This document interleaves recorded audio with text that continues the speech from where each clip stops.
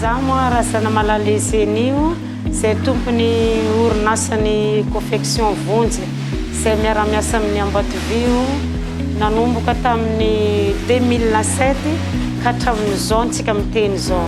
Confinement alongany somary anjakenda satria iraisan'ny olon-drehetra ny fahasahiranana tagnatiny.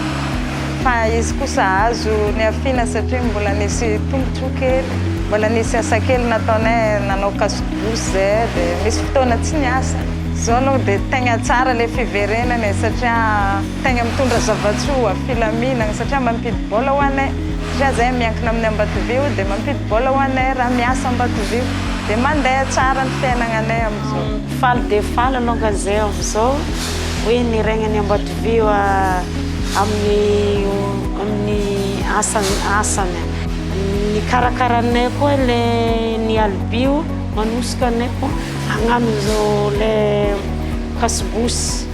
Zay zany niara-niasa foana tamin'ny Ambatovio na dia teo ihany ny confinement dia zay nanao kasibosy. Dia ny kasibosy zany nataonay ilay magnara-penitra, magnaraka zay tokony torohevitra avy tamin'ny zare tagny hoe ohatran'izao ilay modèle dia narahanay ilay raha. Dia tianjare ilay kasibosy dia namenjareo commande zay. Zare zany no tegna fototry ny aignanay ato amin'ny confection vonjy. Zare no manome asanay be dia be aminay. Ary zare dia client mahafapo dia milamina tsara zay dia faly be zany zay amin'ny fiverenany Ambatovio.